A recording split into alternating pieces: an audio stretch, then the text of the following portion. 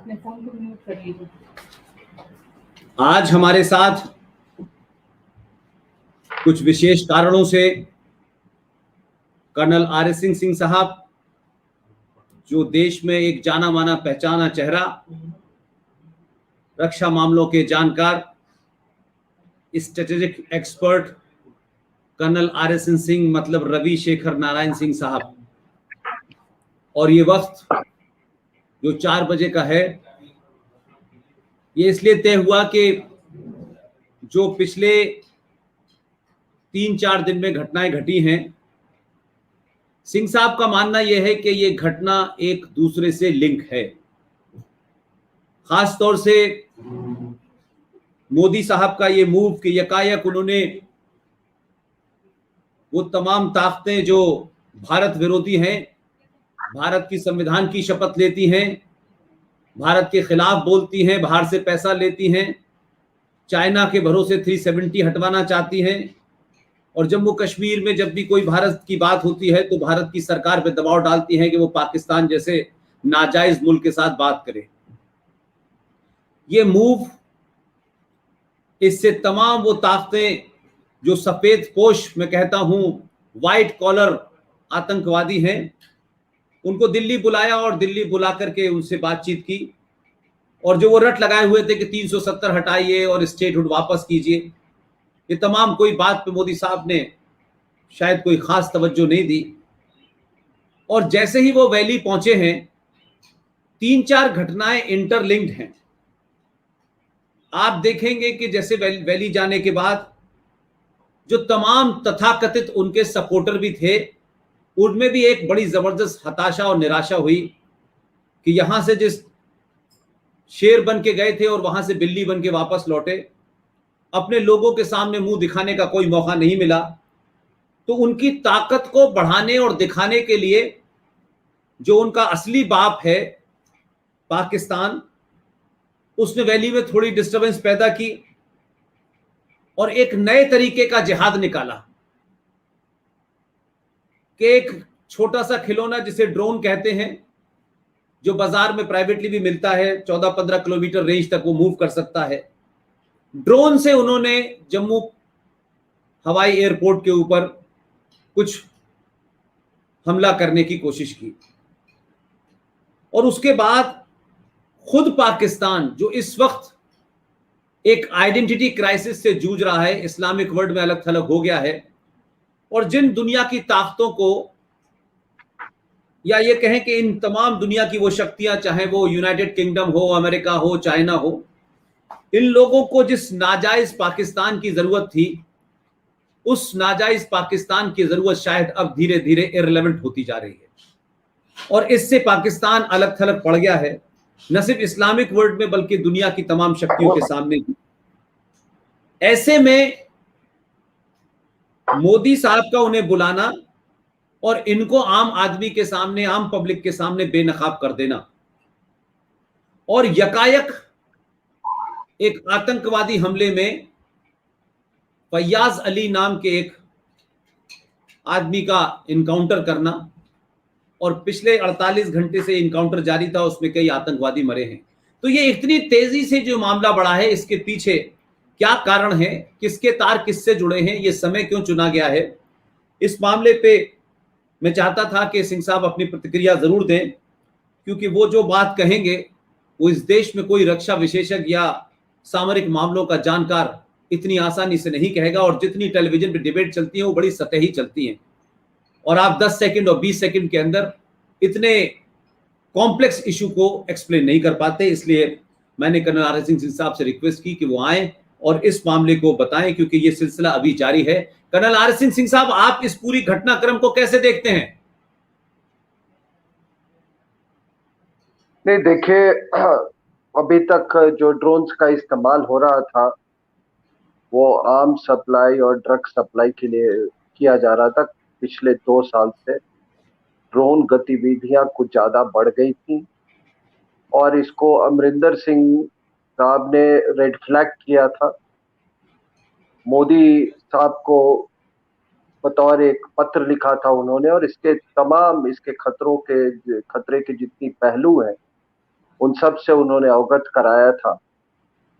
और मेरी जानकारी ये भी है कि अमित शाह के साथ भी उनकी मीटिंग हुई थी।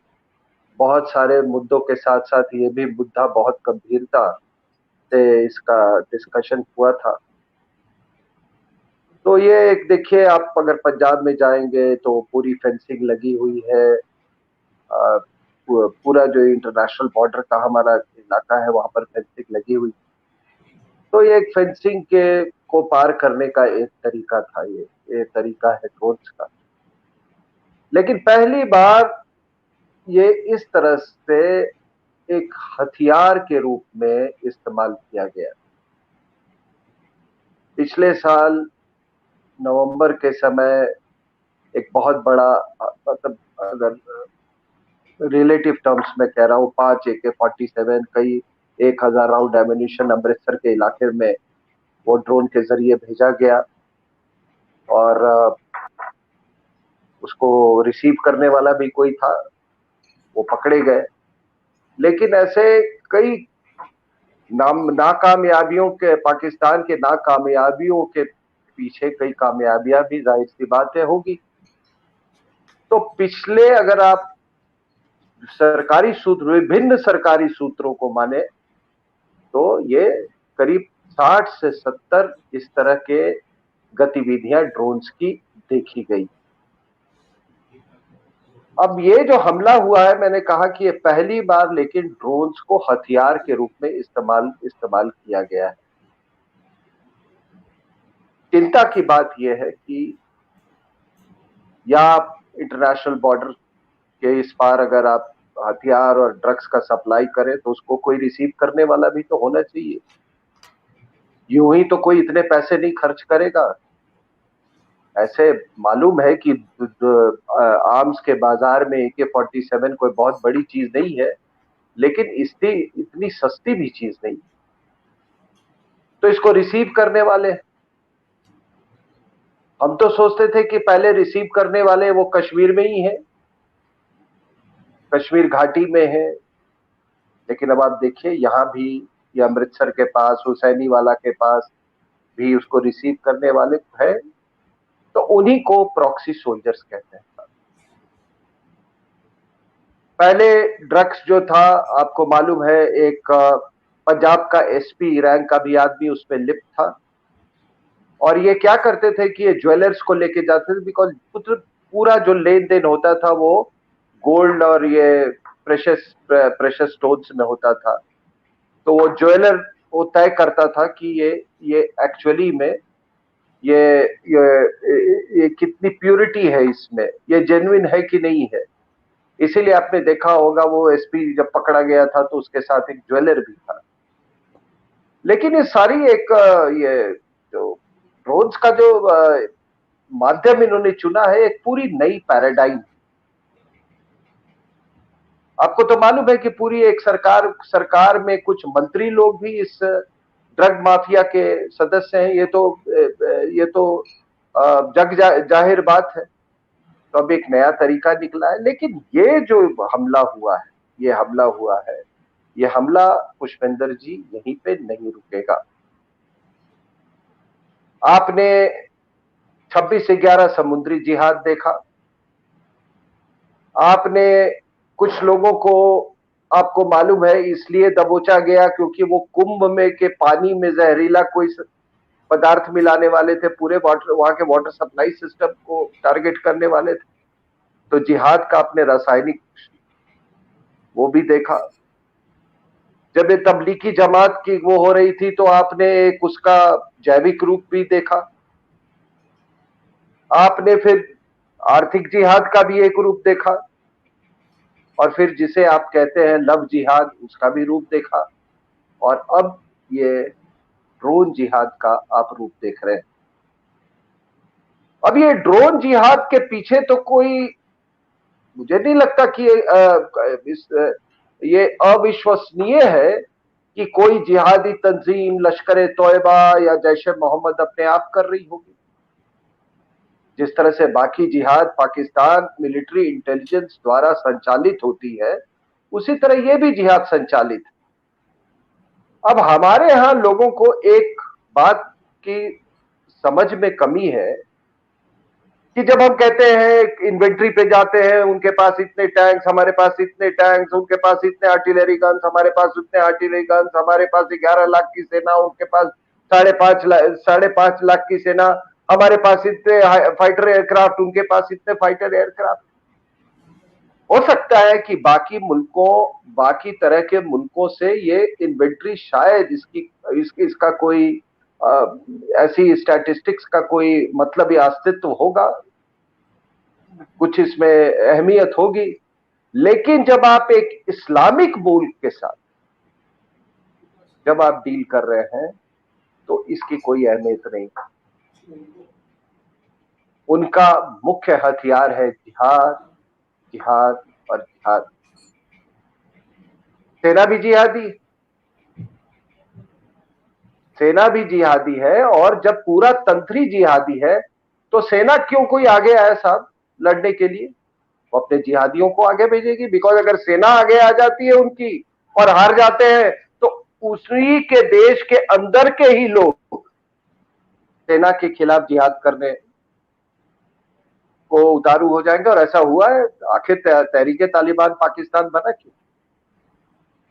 तो वो इनको इस्तेमाल करते रहते हैं, उनके सेना के साए में या तो करते हैं या सेना के साए में ये या तो करते हैं, या नहीं तो फिर सेना इनके पीछे से रहती है। तो ये जो आप जो देख रहे हैं, ये कोई अलग बात, मतलब आप कोई नई चीज नहीं देख रहे हैं। आज अभी आ रहा है, कुछ खबरें ऐसी आ रही कि जो ये अटैक हुआ है ये लश्कर तोयबा ने किया है। अब आपको मालूम है कि लश्कर तोयबा और इसके क्या संबंध है, मिलिट्री के क्या संबंध है? ये जो हमला भी जो हुआ था पुष्पेंद्र जी, जो अभी हाफिज सईद के घर में, सबको मालूम है, हमारे जैसे विशेषज्ञ आप भी आपने बहुत एक लंबे समय तक वहां जाते रहे हैं पाकिस्तान में अपने काम को लेकर। तो आप जानते हैं कि इनके लश्कर तोयबा और पाकिस्तान के मिलिट्री इंटेलिजेंस एस्टेब्लिशमेंट में क्या संबंध है। तो ये हमले कभी कभी इन जिहादी तंजीमों के इसलिए करवाए जाते हैं कि मिलिट्री इंटेलिजेंस ये जताना चाहती है कि देखो, अगर हमारे साये में नहीं काम करोगे और ये ग्लोबल जिहाद का अपना एजेंडा ज्यादा चलाओगे तो तुम्हें कोई सुरक्षा देने वाला नहीं है। तो जैसे ही धमाका हुआ तो इन्होंने कहा कि देखो, अगर हमारा पुलिस पिकेट नहीं होता तो हाफिज सईद को मैसेज भेजा कि तो समझ लो तुम्हारा क्या हाल होता। और फिर इन्होंने कोई क्रिश्चियन को कहा कि गाड़ी किसी क्रिश्चियन की थी। तो आपको मालूम है पाकिस्तान में यही होता है, या तो वो हिंदू होता है या क्रिश्चियन होता है, जो कि सारा इल्जाम उसी पे जाता है। तो ये समय जो आपने कहा पुष्पेंद्र जी कि ये समय क्यों चुना गया, इसका ये समय चुना गया कि ये एक जो राजनीतिक पहल जो हमारे मोदी साहब ने की, उससे पाकिस्तान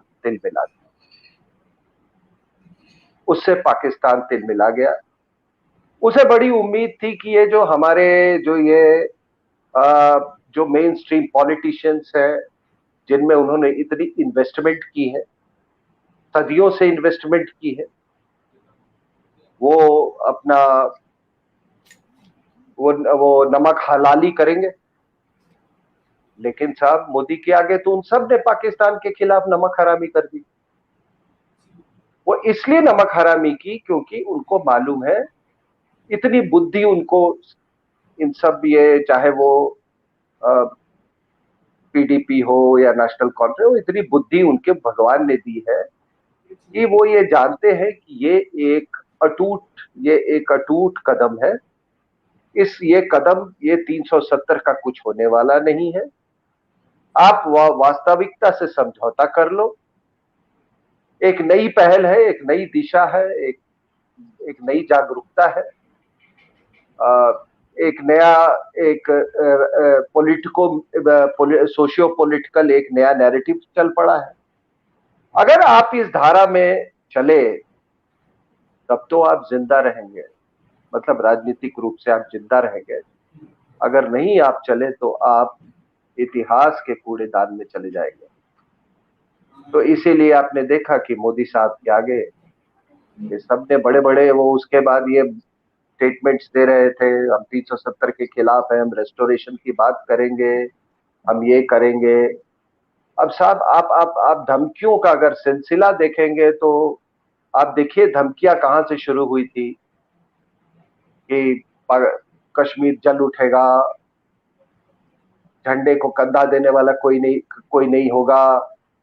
अब्दुल्ला साहब ने तो फारूक अब्दुल्ला साहब ने यहां तक कह दिया था कि अगर हम चीन की मदद से 370 हम सारा वापस करेंगे। तो ये सब तो हुआ नहीं, ये सब हुआ नहीं। तो अब पाकिस्तान बिल्कुल बेचैन है। और आपका पिछला प्रोग्राम मैंने सुशील पंडित जी के साथ सुना था। मुझे याद है सुशील पंडित ने ये बात कही थी कि देखिए ये 3 स्तंभ है जिस पर ये पाकिस्तान स्पॉन्सर्ड जिहाद जो अभी तक ये इतने दशकों से 3-4 दशकों से कश्मीर में चलाई जा रही। और वो स्तंभ है, पहला तो वो स्तंभ है जो हथियार जो जिहादी है वो है। दूसरा स्तंभ था हुर्रियत, और तीसरा स्तंभ है ये आपके मेन स्ट्रीम पॉलिटिशियन। तो धीरे धीरे 2 स्तंभ तो आप देखें, एक स्तंभ गिर गई, दूसरी स्तंभ न्यूट्रलाइज हो गई। तो कई लोगों को ये बड़ा ये मुझे भी थी, आपको भी थी, कि भाई ये जो बदमाश लोग जिन्होंने ये कश्मीरियत को मारा, जिन्होंने कश्मीरियत का खून बहाया, उन लोगों को ये गोल मेज पर क्यों दावत दिया जा रहा है। उसमें से एक है जो आप कहते हैं कि जिनका दहशतगर्दी का एक पुराना रिकॉर्ड रह चुका है, वो भी बैठे हुए थे उस गोल मेज पे। लेकिन ये मोदी सरकार की मैं भी बहुत विचलित हुआ था इससे। लेकिन बाद में जब मैंने देखा उसका जो परिणाम देखा मैंने, तो देखा कि ये तो पूरा जो पाकिस्तान का जो लिखा लगाया गया स्क्रिप्ट था, वो पूरा स्क्रिप्ट जो है वो खत्म हो गया। और आज ये हालत है कि पाकिस्तान को ये मालूम नहीं है कि वो कैसे कैलिब्रेट करे ये पूरे कश्मीर को, ये 370 के बाद आखिर करे तो क्या करे, पुष्पेंद्र क्या करे। उसे तो ये भी नहीं मालूम है कि 370 पे वो फोकस करे, तवज्जो दे, या 35A पे तवज्जो दे। आप समझ रहे हैं मेरी बात। 370 जो था वो एक राजनीतिक पहलू था। वो केंद्र सरकार और जम्मू और कश्मीर सरकार का एक राजनीतिक लिंक था, वो एक राजनीतिक व्यवस्था थी। लेकिन 35A, और मैं तो ये देश हमेशा आपको आभारी रहेगा कि आपने जिस तरह से 35A के बारे में आपने लोगों को जागरूक किया, वो असामान्य बात थी साहब। मैंने फौज में इतनी दिन नौकरी की, मैंने नहीं सुना था कभी 35A के बारे में। आप विश्वास नहीं करेंगे कि मैं पटना हाई कोर्ट के बहुत एक वरिष्ठ और जाने माने अधिवक्ता से मैंने बात की, तो वो भी यही कह रहे थे कि पुष्पेंद्र जी के 35A के बारे में जब उन्होंने मुहिम उठाने के पहले, कहता है हमारे यहाँ तो जजेस नहीं जानते थे, हाई कोर्ट के न्यायाधीश नहीं जानते थे कि 35A क्या होता है। तो मुद्दे की बात पर अगर आए तो मैंने कहा कि 370 जो था वो तो एक पॉलिटिकल इक्वेशन था, एक पॉलिटिकल अरेंजमेंट था। लेकिन 35A डेमोग्राफी से डील करता था, जो कि सबसे अहम है फंडामेंटलिज्म के लिए, रेडिकलाइजेशन के लिए, जिहादाइजेशन के लिए। 370 से रेडिकलाइजेशन नहीं हुआ था साहब, 35A से हुआ था, क्योंकि सरकार तय करती थी कि कौन किसे नागरिकता दी जाएगी, किसे नहीं दी जाएगी। 35A ये तय करता था कि यहाँ का जो सोशियोलॉजिकल कॉम्पोजिशन है उसका स्वरूप क्या होगा, और इसी के तहत 5 लाख हिंदुओं का पलायन करवाया गया। वो 5 लाख हिंदू